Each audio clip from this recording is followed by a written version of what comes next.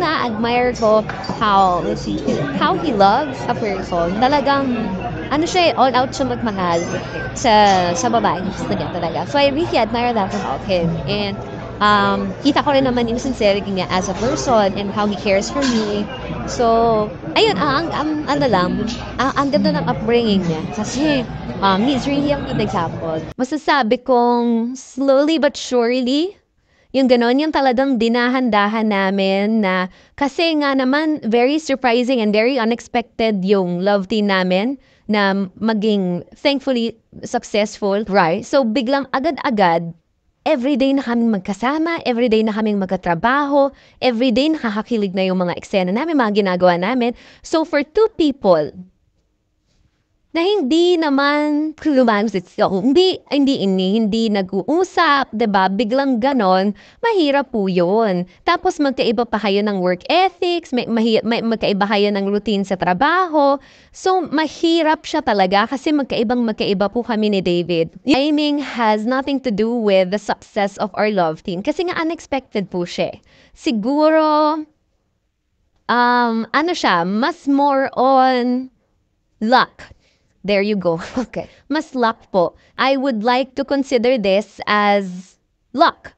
Naging ano siya sa amin, na ang swerte lang talaga naming dalawa to have been part of a very important series na napalaki ng impact. Tapos doon nag-pick up yung love team namin. Okay? Oh. Nagalit ka na ba sa akin ever? Hindi naman. Ano lang, kapag galit ka, hindi kita papansin. Diba? Ganyan siya. Walang sorry. Wala. Oo. Patigasan kami. Sino unang mag-hi? Wala mag-hi. Charot.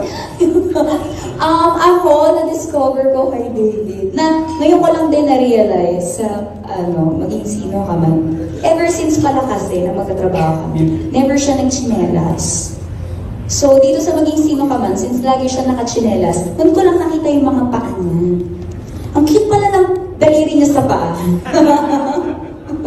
Cute. Oo nga. Cute nga. Malinis. Oh, di ba sa neat. Yun. Tsaka okay. So, sinong Kapuso Access ang ultimate crush ni David? Bukod sa akin po. Bukod.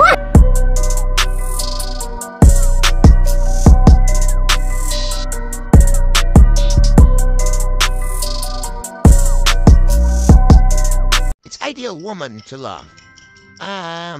Someone who is smart and understanding. The best kind of love is understanding and unconditional. Tinutulungan niya ako, Tita Boy.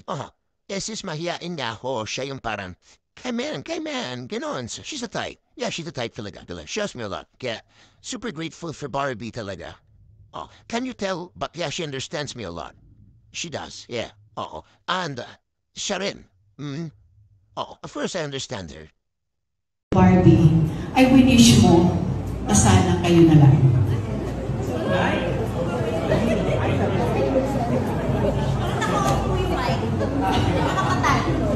Barbie, huwag ka makialam ha, Barbie.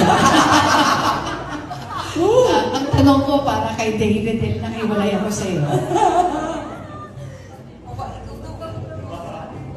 Ano ba yung question? Paulit po. Pakirephrase nga, Jairo. Baka mas matindipendent ko dito, Astor.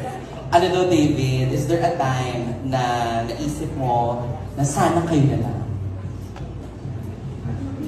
Sana kayo? I think,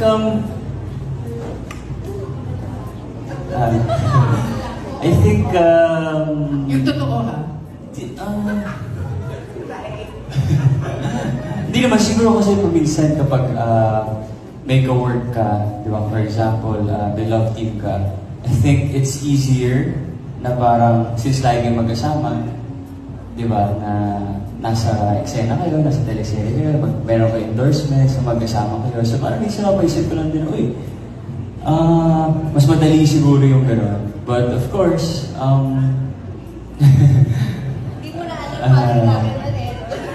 yeah, but you know, of course, Diretsuhin mo na lang kami. Sasagot mo. Meron o wala? Oo naman, syempre, mga ganun. Kayo naman talaga eh. Ikaw ba? Hindi, iba yung tanong sa akin. Di ba po? Iba po yung tanong. Hindi ako satisfied sa sagot na yan. Hindi po.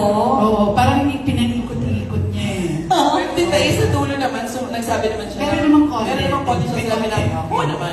Sige, tanggapin ko na rin. Yan.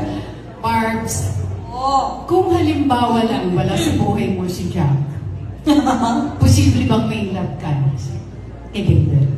Gusto ko din pagbabalik mo. May commercial!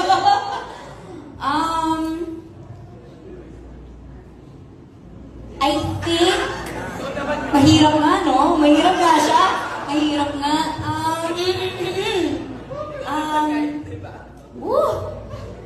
Para sa akin, sisigundahan ko si David. Mas madali siguro ang magiging trabaho namin as love team kung kami talaga sa totoong buhay. Pero siguro malaking bagay kasi na we've built this very strong friendship within the love team, within the partnership. Kaya hindi na rin ganon kahirap for the both of us to work together. And to answer your question po, na if single ako, is there a possibility?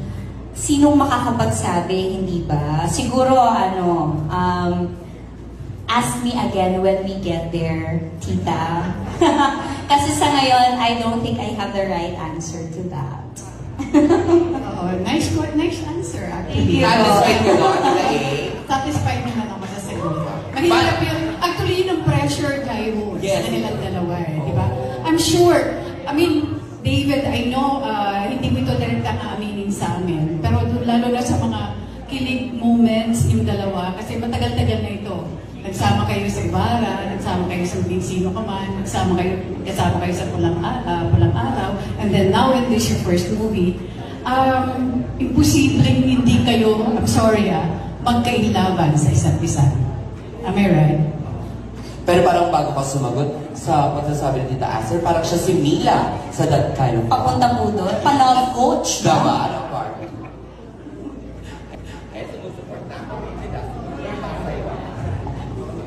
Tama naman. Daily, binibigyan ka ng chance mag-isip doon Sumusundot na ako na Tama naman talaga yun, di ba? Kahit naman siguro ako, ganun din iisipin ko. Siyempre, sa dami nilang dalawang eksena, bakit di sila nagkakailaban? So I think it's normal naman to think. So it's a yes. So parang you're speaking from the point of view of Madam, parang gano'n, na iniisip niya yung iniisip mo. Kung makakita ka rin ng love team na sobrang ganda ng chemistry, tama ba? Ayun daw po. Di ba? May translator. Sige.